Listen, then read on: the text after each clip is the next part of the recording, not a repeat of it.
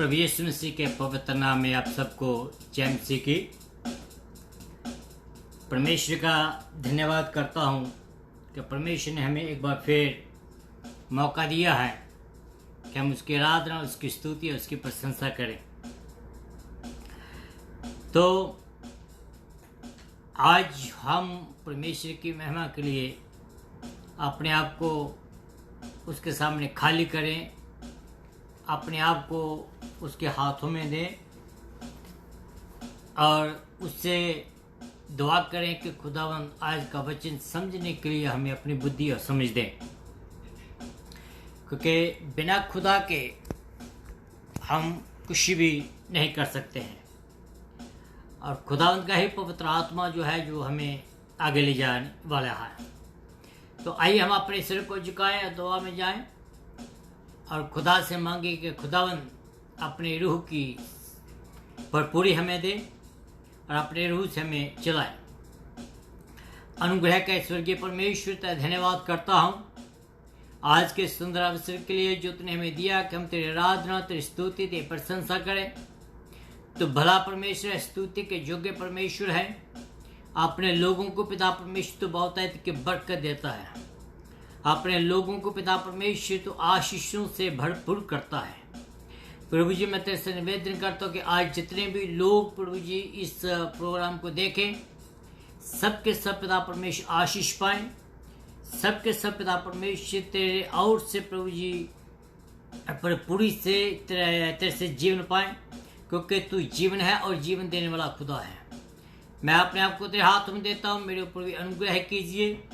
अपने पवित्र आत्मा का फजल मेरे ऊपर रखें, मेरे होठों का जुमा लें, एक एक शब्द मेरे मुंह से निकले वो पवित्र आत्मा के द्वारा अभिषेक किया हुआ हो और जिससे पिता परमेश्वर तेरे लोग आशीष पाएं। तो भला परमेश्वर स्तुति के योग्य परमेश्वर है। प्रार्थना को सुना इसलिए तो धन्यवाद करता हूँ, यीशु मसीह के नाम से मांगता हूँ, आमीन आमीन। Hallelujah hallelujah hallelujah.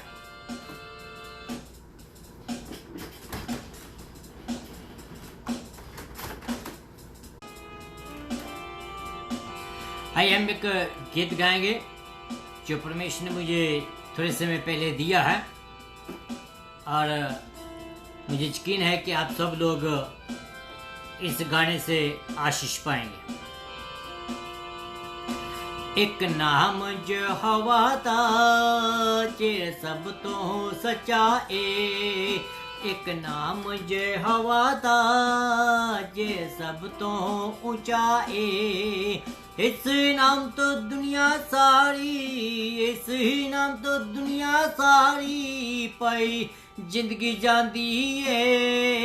एक नाम जे हवा दा जेरा सब तो ऊंचा ए, एक नाम जे हवा दा जेरा सब तो सच्चा ए, इस नाम तो दनिएल ने पाई ताकसी, इस नाम तो दनिएल ने पाई ताकत से, विच मान दे सिरा दे वेको रूहे पाक आई सी, रूहे पाक आई सी, हाथे अपने देना, हाथे अपने दे नाल उन्ने उन्हू बचाया ए, एक नाम जे हवा दा जेड़ा सब तो ऊंचा ए, एक नाम जे हवा दा जेड़ा सब तो सच्चा ए, इस नाम तो दुनिया सारी, इस नाम तो दुनिया सारी पाई जिंदगी जांदी है। एक नाम जे हवा दा जेड़ा सब तो ऊंचा ए, सदरिक मिशक अब्द ने गुनु बल्दी यग विच पाया, सदरिक मिशक अब्द ने गुनु बल्दी यग विच पाया, हालेलुया कर दे जाते, दिल ने सी घबराया, जी दिल ने सी घबराया। अग बलदी नू वेख के, अग बलदी नू वेख के राजा खुद सी घबराया। एक नाम जे हवा दा जेड़ा सब तो ऊंचा ए, एक नाम जे हवा दा जेड़ा सब तो सच्चा ए। इस नाम तो दुनिया सारी, इस नाम तो दुनिया सारी पई जिंदगी जांदी है। एक नाम जे हवा दा जेड़ा सब तो ऊंचा ए। करके वादा करके गया खुदावंद जल्दी मैं आवांगा, वादा करके गया खुदावंद जल्दी मैं आवांगा।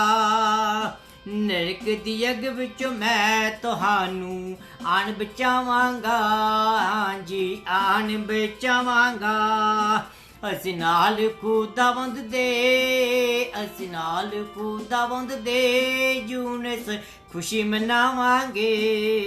एक नाम जे हवा दा जेड़ा सब तो ऊंचा ए, एक नाम जे हवा दा जेड़ा सब तो सच्चा ए। इस नाम तो दुनिया सारी, इस नाम तो दुनिया सारी पई जिंदगी जांदी ए। एक नाम जे हवा दा जेड़ा सब तो ऊंचा ए, एक नाम जे हवा दा जेड़ा सब तो सच्चा ए। Hallelujah hallelujah hallelujah hallelujah hallelujah hallelujah. Yes Lord, ये बिल्कुल सच है कि तेरा नाम जो है सबसे ऊंचा नाम है, तेरा नाम जो है सबसे सच्चा नाम है। और पिता परमेश्वर तेरे वचन में लिखा है कि आसमान के नीचे धरती के ऊपर कोई दूसरा नाम नहीं दिया गया है जिससे हम निजात पा सके। वो सिर्फ एक ही नाम है, वो है यीशु मसीह नाम, जिस नाम से दुनिया निजात पाती है। पिता परमेश्वर तेरा धन्यवाद करता हूँ, यस लॉर्ड तेरा धन्यवाद करता हूँ क्योंकि तूने हमें अपने बेटे और बेटियां बनाया है। धन्यवाद करता हूँ पिता परमेश्वर कि तूने हमें हमारे ऊपर कृपा की है कि हम प्रभु जी तेरे उस निजात का मजा ले सकें, उस निजात का आनंद ले सके जो तूने हमारे जीवन में डाली है। मेरी निवेदन है प्रभु जी के जितने भी लोग आज इस वचन को सुने वो भी इस आनंद का मजा ले सकें, वो भी इस निजात का एक्सपीरियंस कर सकें, वो तेरे प्यार को एक्सपीरियंस कर सकें, तेरे प्यार के बारे में जान सकें और तुझे जान सके। मेरे यीशु राजा तेरा धन्यवाद करता हूँ इन सब बातों के लिए जो पिता परमेश्वर तो आज हमारे साथ करने वाला है। धन्यवाद करता हूँ तेरे हर एक शख्स के लिए जो आज इस वचन को सुन रहा है और सुनने वाला है, क्योंकि पिता परमेश्वर इस वचन के द्वारा तेरे लोग आशीष पाएंगे। पिता परमेश्वर तो भला परमेश्वर है, तेरा धन्यवाद करता हूँ, धन्यवाद करता हूँ प्रभु जी तेरी कृपा करे, तेरे अनुग्रह के लिए प्रभु। इस प्रार्थना को सुनो, कबूल कर, प्रार्थना यीशु मसीह के नाम से मांगता हूँ, आमीन एंड आमीन। Hallelujah hallelujah. मेरे जीजू परमेश्वर का धन्यवाद हो कि परमेश्वर ने हमें एक और दिन दिया है कि हम उसकी आराधना, उसकी स्तुति, उसकी प्रशंसा करें।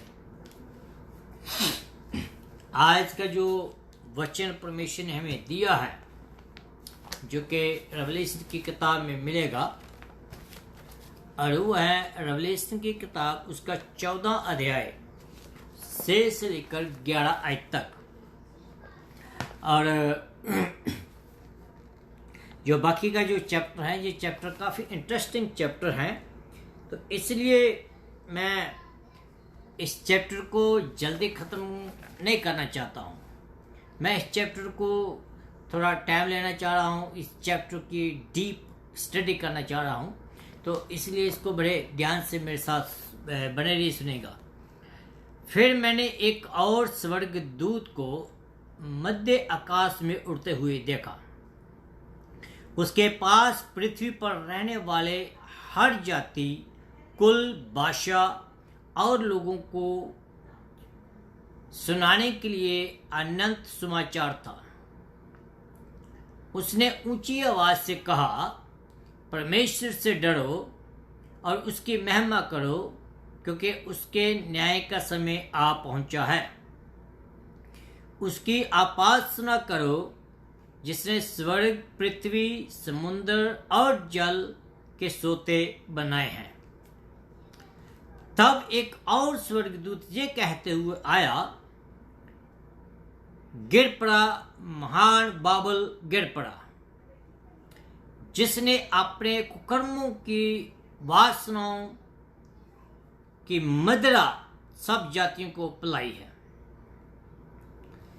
उनके बाद एक तीसरा स्वर्गदूत ऊंची आवाज से ये कहते हुए आया, यदि कोई उस पशु और उस मूर्ति की पूजा करे और उसके माथे या हाथ पर उसकी छाप लगवाए, तो वह भी परमेश्वर के क्रोध को, वह मदिरा जो उसके क्रोध के कटोरे से परिपूर्ण और डेली गई है, पिएगा।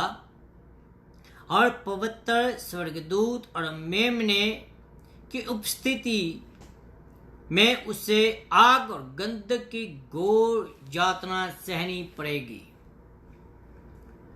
उसकी यातना का धुआं जुगनजुग उछलता रहेगा, और उन्हें जो पशु की और उसकी मूर्ति की पूजा करते हैं और उसके नाम की सांप लेते हैं, दिन और रात कभी चैन ना मिलेगा।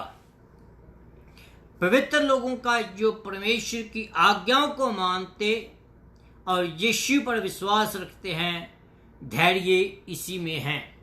खुदा अपने वचन के पढ़े और सुने पर आशीष दे, आमीन। आज का जो टाइटल है, इस वचन का जो टाइटल, इसको मैंने नाम दिया है कि जो हमारा फ्यूचर है, हमारा जो भविष्य है, वो कैसा होगा। तो प्रभु यीशु मसीह के पाक और पवित्र नाम में एक बार फिर मैं आप सबका आज के प्रोग्राम में स्वागत करता हूं, और जो स्वर्ग में विराजमान परमेश्वर हमारा पिता है, उसका धन्यवाद करता हूं कि अब तक मुझे वो अपने महिमा के लिए इस्तेमाल करता आ रहा है, और मैं उसके वादों पर 100% विश्वास करता हूं कि जैसे वो है,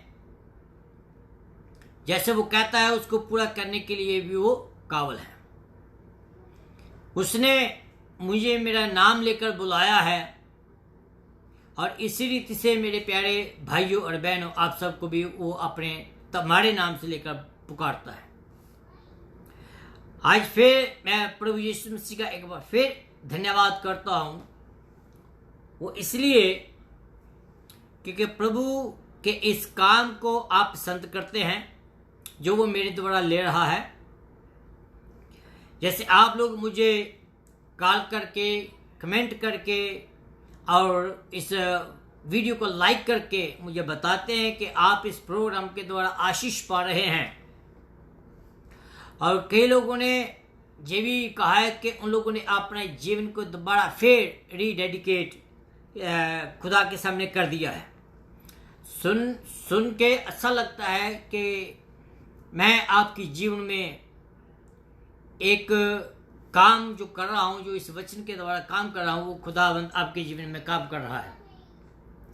जैसे कि आपको मालूम है कि हम बुक ऑफ रेवलेशन के बीच में हैं, तो मैं आपको ये बताने वाला हूं कि प्लीज़ आप इस वीडियो को शेयर जरूर करिएगा, ताकि जैसे आप लोग आशीष पा रहे हैं, इसी ही रीति से दूसरे लोग भी आशीष पाएं, दूसरे लोग भी अपने जीवन को खुदा के हाथों में दे दें, दूसरे लोग भी अपने जीवन टोटली खुदावंद यीशु मसीह के हाथों में समर्पित कर दें, जिससे कि दूसरे लोग जो गुनाहों में फंसे हैं, जहां अपने दुनियावी जीवन में फंसे हैं, वो फिर से अपने जीवन को खुदावंद के साथ शुरू कर सकें, जिससे कि वो भी इस संगति में शामिल हो सकें जो स्वर्ग में संगति हम करने वाले हैं।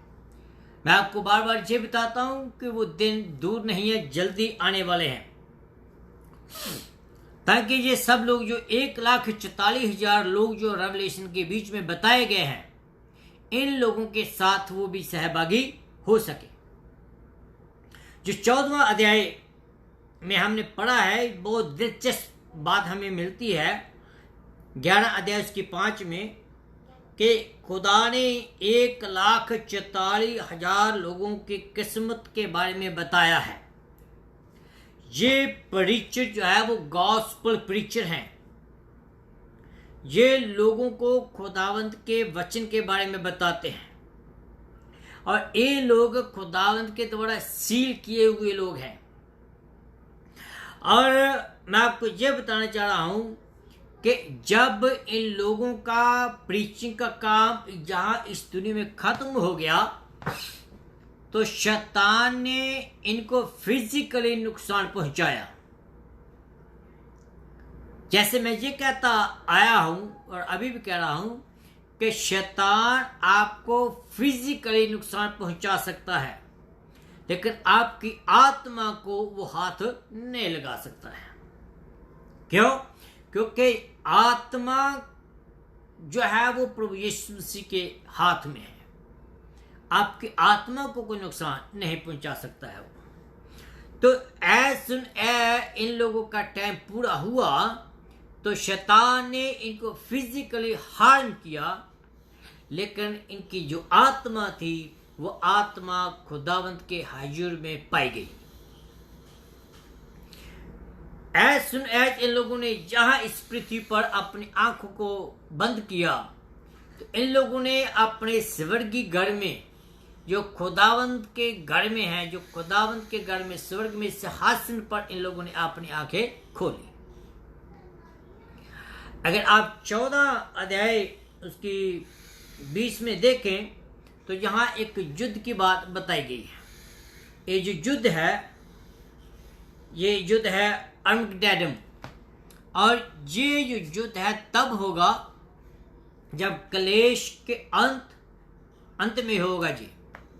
जब ये महाक्लेश जो खत्म होगा, तब शैतान और खुदावन की फौजों के बीच में ये युद्ध होगा। इसके बारे में हम नेक्स्ट चैप्टर में, नेक्स्ट वीक में देखेंगे। लेकिन आज मैं उन दो लोगों की बात कर रहा हूं, दो किस्म के लोगों की बात करता हूं। पहले लोग 6वें पद से लेकर 11वें पद तक हैं। वो ये लोग हैं जो लोग दे आर लास्ट सिनर, जिन लोगों ने मसीह को कबूल नहीं किया है। तो 12 से लेकर 13 तक जो हम अगले हफ्ते देखेंगे, वो लोग हैं जो लोग यीशु मसीह के परमेश्वर के फेथफुल सर्वेंट हैं। They call faithful saints. Okay, तो आइए हम आगे बढ़े और ये आयतें जो हैं, जो हमने पढ़ी हैं, जो आने वाले समय के बारे में बात करते हैं। तो फिर आज हमारे लिए बहुत कुछ जो सीखने के लिए है, और मैं आपको ये इनकरेज करता हूँ बार बार कि इसको आप दूसरों के साथ जरूर शेयर करिएगा, ताकि दूसरे लोग भी इसका फायदा ले सकें। दुनिया में जो भी आदमी आया है, चाहे वो छोटा है चाहे वो बड़ा है, चाहे कोई जीव है, कोई जंतु है, चाहे कोई पशु है या जो रेंगने वाला परिंदा है या उड़ने वाला परिंदा है, हर एक का अंत होना है। चाहे हम इसको स्वीकार करें चाहे ना करें, लेकिन हर एक का अंत होना है। और इस अंत के बाद जो होना है, दैट इज वो जो बहुत भयंकर बात है। इस अंत के बाद, इस जीवन के बाद जो जीवन स्टार्ट होगा, that is a more important and more thinkable life. That's why we are looking forward to get that life. तो आइए हम इस वचन की ओर बढ़े और देखें कि परमेश्वर आज का वचन में क्या कहता। पहली बात है कि जहाँ जो वचन हमने पढ़े हैं इसमें आखिरी घोषणा की गई है। कहता है कि एक दूत धरती के ऊपर उठता हुआ दिखाई देता है, और ये जो एंजल है, इस एंजल के पास एक संदेश है, मैसेज है। एक कोई नया मैसेज नहीं है। यही मैसेज पौलुस, पतरस, यूहन्ना और जितने बाकी अपोस्तल से उन लोगों ने दिया था, और यही मैसेज आज मैं भी आपको दे रहा हूं।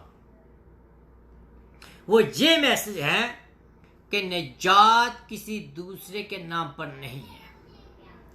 आप कितने भी जगह पर घूम लें, कितने भी पवित्र स्थानों पर चले जाएं, कितनी भी मूर्ति के सामने आप दंडवत करें, कितने भी जादू टून के पास या तंत्र मंत्र के पास या कितने भी अपने फ्यूचर बताने वालों के पास चले जाएं,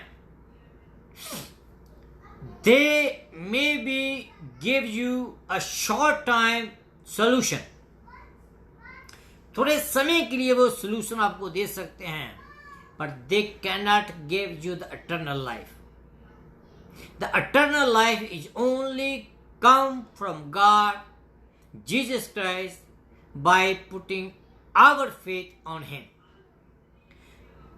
जब तक हम अपने विश्वास को एक्सप्रेस नहीं करते हैं तो हम खुदावंद के जीवन को तजुर्बा नहीं कर पाते हैं।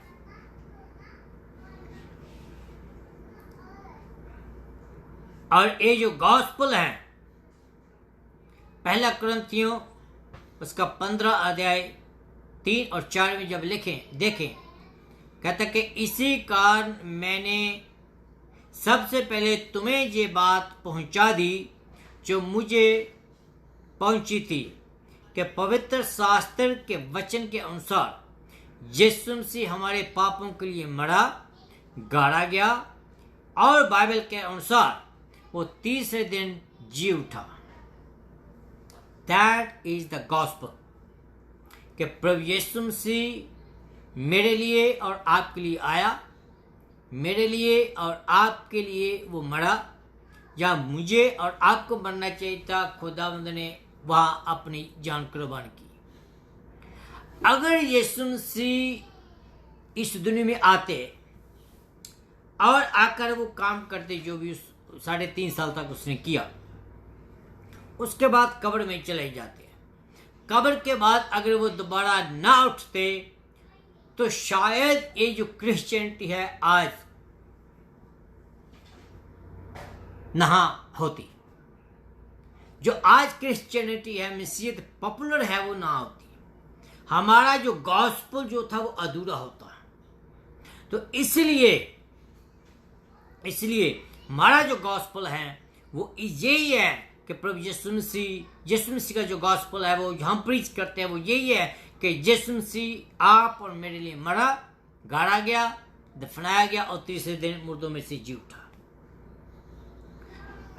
और प्रभु यीशु मसीह आपको और मुझे जी उठाने की सामर्थ रखता है, और इसलिए वो कहता है कि जो लोग मसीह पर विश्वास रखेंगे और जो लोग मसीह के आने से पहले मोए हुए होंगे, प्रभु यीशु मसीह के आने में जब वो बादलों पर आएगा वो उठा लिए जाएंगे। तो जब हम जो बचे हुए होंगे उस समय तक, तो हम आकाश पर बादलों पर उठा लिए जाएंगे। हमारा मेल बादलों पर खुदावंद यीशु मसीह के पास होगा। ये सिंपल मैसेज है। अगर आप रेवलेशन के रोम की किताब 1 अध्याय उसकी 16 पढ़ें, ये मैसेज अवेलेबल है। रोमियो की किताब उसका 10 अध्याय उसके 9 आयत में, this message of love, this message for hope. अगर आप जॉन की किताब उसके 13-16 में पढ़ें, और यही मैसेज जो है पापियों के द्वारा ठुकराया गया और ठुकराया जाएगा और ठुकराया जा रहा है। ये मैसेज जो है 1,44,000 जो प्रीचर हैं उनको भी ठुकराया जाएगा जो इस मैसेज को लेकर आएंगे। और इसी ही मैसेज को लेकर जब दो गवाह आएंगे, ये संसार उन दो गवाहों के मैसेज को भी ठुकरा देगा।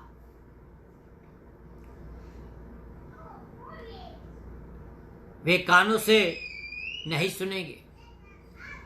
यह संसार के लिए आखिरी मौका होगा कि वो अपने कानों से सुनकर, अपनी आंखों में देखे, अपने कानों में सुनकर वो प्रभु यीशु मसीह के अपने जो जीवन है उसको दे दें, तो वो बचाए जाएंगे। फिर ये दूतों का समाचार है। ये समाचार दूतों को दिया जाएगा, जैसे हमने अभी पढ़ा है। ये ताकतवर प्रीचरों के द्वारा और ताकतवर घोषणा की गई है। इसलिए मैं बार बार कहता हूं कि इस वचन को बड़े ध्यान से सुने।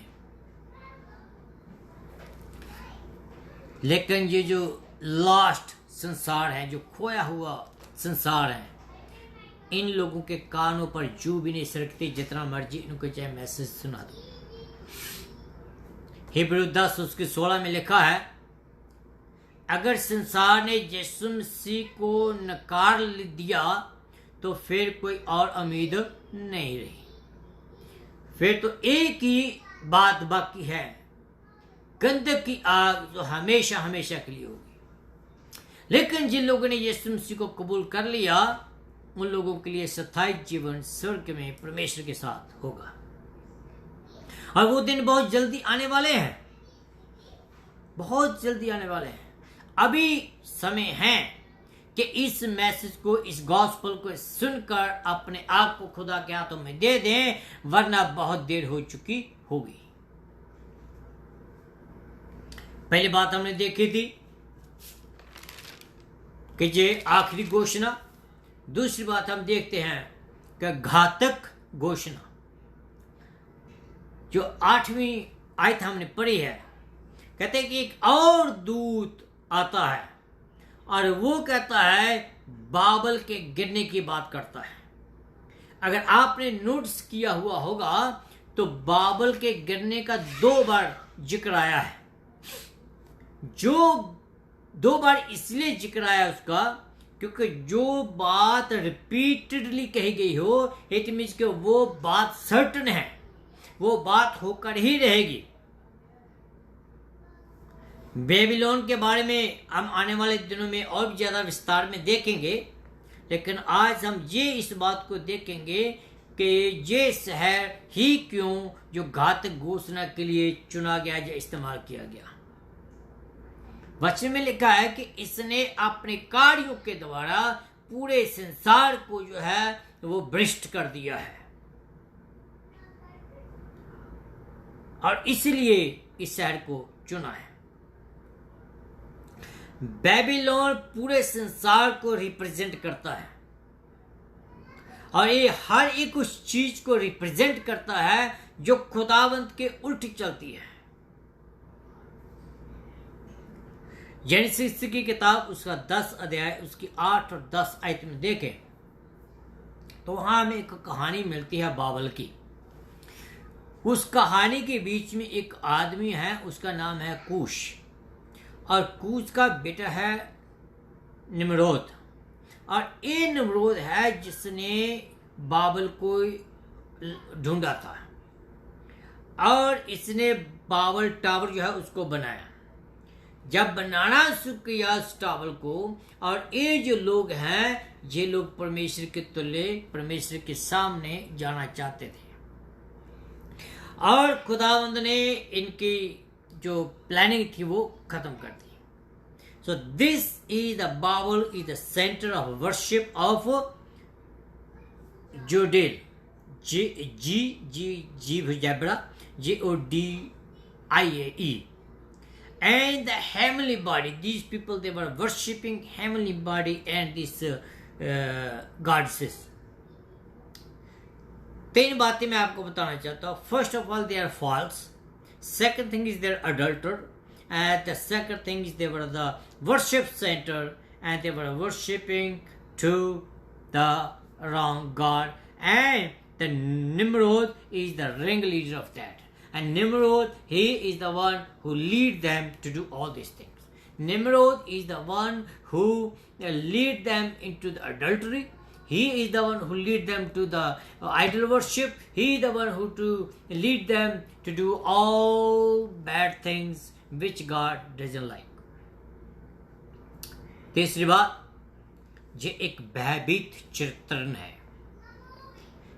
तीसरा दूत आता है, उस पास न्याय का समाचार है। जो लोगों के लिए, जिन लोगों ने उस पशु का चिन्ह अपने हाथों और अपने माथों पर नहीं लगाया था, जिन लोगों ने उनकी पूजा की थी, वो ये रेवलेशन की 14 या 10 आयत में मिलता है कि तो वह परमेश्वर के क्रोध की मदिरा जो बिना मिलावट के उसके क्रोध के कटोरे में डाली गई है पिएगा, और पवित्र दूतों के सामने और परमेश्वर के सामने उसको आग और गंधक की पीड़ा में जाना पड़ेगा। किनको? जिन लोगों ने यीशु मसीह को कबूल नहीं किया और इसे शैतान की पूजा की और इसे शैतान का जो चिन्ह है उसकी मोहर लगा ली। पवित्र खुदा के सामने और उसके दूतों के सामने उनको गंधक की आग में जाना पड़ेगा। मैं नहीं कह रहा हूं, ये खुदा का वचन कह रहा है। मेरे पर विश्वास नहीं आता तो इसको आप पढ़ सकते हैं। जब खुदा का क्रोध पड़ेगा वो अचानक आएगा और कोई भी बच नहीं पाएगा। We do not know when it's going to happen, but it's going to happen soon. Maybe it happen right now, it may be happen tomorrow, it may be happen after 10 years, maybe it happen after 15 years, maybe it happen anytime soon and nobody knows about it when it's going to happen, and it is definitely that it's going to be happen.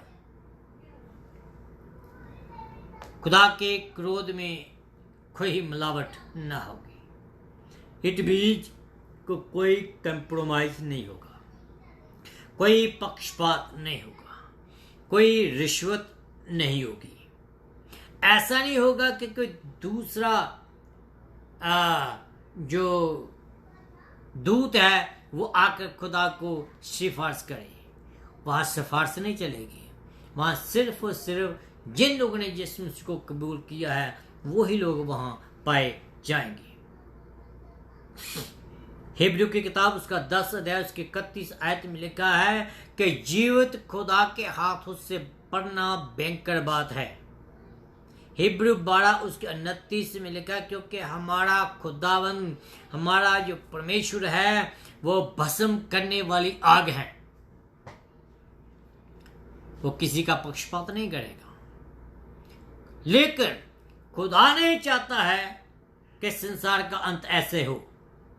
वो नहीं चाहता है कि आप और मैं ऐसे अंत को देखें। इसलिए वो हमें बार बार समय दे रहा है। इसलिए वो अपने आने में देरी लगा रहा है, ताकि जो गॉस्पेल का प्रचार है पूरे संसार पर किया जाए। गॉस्पेल का प्रचार जो है वो आपके कानों तक पहुंच सके। इसलिए वो सलीब पर मेरे और आपके पापों को लेकर ऊपर चढ़े और वहां कुर्बान हुए। उसने खुदा का गुस्सा सलीब पर पी लिया। उसने खुदा का क्रोध उस सलीब पर देखा। उसने खुदा का क्रोध सलीब पर सहन किया। जहां मुझे और आपको होना चाहिए था वहां खुदावंद प्रभु यीशु मसीह खुद थे। अब एक ही रास्ता है दुनिया के पास, वो सिर्फ यीशु मसीह, क्योंकि यीशु मसीह ने खुद ही कहा कि आई एम द डोर, मैं दरवाजा हूं, जो मेरे द्वारा अंदर आएगा वही बच पाएगा।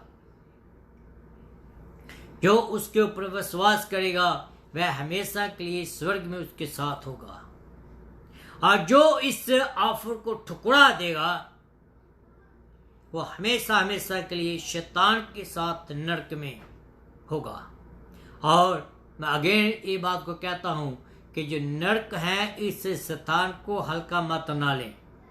वचन में लिखा है कि ये जो जगह है इसमें शैतान और उसके दूत उसको मारने वाले जाएंगे और एक गंधक की आग से हमेशा हमेशा जलती रहेगी और जो इसमें होंगे वो पानी के लिए तरसेंगे, मरने के लिए तरसेंगे, लेकिन मौत भी नहीं आएगी। मैं उन भाइयों और बहनों को यही कहना चाहता हूँ कि आप शैतान वाला या बुरी आदतें, बुरे ख्याल, बुरे विचार को छोड़कर आप खुदावंद के सामने हाजिर हो जाएं। खुदा के लिए अपने आप को कुर्बान कर दें। अगर आपने भी ये आनंद मानना है, आपने भी ये अपने फ्यूचर को बदला हुआ देखना है, तो there is only one way, the way is the Lord Jesus Christ. उम्मीद करता हूं कि आप लोगों ने इस वचन को बड़े ध्यान से सुना होगा और आपने इस वचन को सुनकर अपने जीवन में जरूर एक बार तो सोचा होगा कि आपका फ्यूचर कैसा होगा, आप कहाँ फ्यूचर व्यतीत करना चाहते हैं, खुदावंद यीशु मसीह के साथ और खुदावंद यीशु मसीह के बगैर। दो ही जगह है, तीसरी और कोई नहीं, यीशु मसीह के साथ और बिना यीशु मसीह के साथ। निर्णय आपका है, आपने लेना है।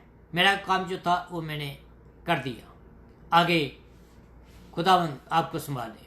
आइए हम अपने सिर को झुकाएं, दुआ में जाएं। अनुग्रह के स्वर्गीय परमेश्वर का धन्यवाद करता हूँ तेरे वचन के लिए, जो बड़ी दिलेरी से पिता परमेश्वर पवित्र आत्मा की सामर्थ्य से मैंने इसको दिया। उन्हें दीजिए पिता परमेश्वर के जिन लोगों ने सुना है, जो सुनेंगे, वो इन वचनों को ऊपर कान लगाएं और अपने मनों में ये सोचे और विचारें कि वो अपने जीवन तुझे दें, जिससे पिता परमेश्वर वो तेरे साथ हमेशा हमेशा के लिए स्वर्ग में अपना फ्यूचर व्यतीत कर सकें और तेरे नाम को महिमा दे सकें। यही तेरी मर्जी है, यही तू चाहता है, यही पिता परमेश्वर तो बलिदान चाहता है हमारे से, जिससे तेरे नाम को महिमा मिले, तेरा नाम बढ़े, तो बढ़े और हम कटें, तेरा ही नाम जलाल पाए। यीशु मसीह के नाम से मांगता हूँ, आमीन। खुदावंद आप सबको बरकत दे। इसी रीति से अगले सैटरडे को आपको फिर मिलेंगे 8 बजे। प्लीज़ हमारे साथ बने रहिएगा। तब तक खुदावंद आपको अपने पवित्र हाथों में संभाल कर रखे, आमीन।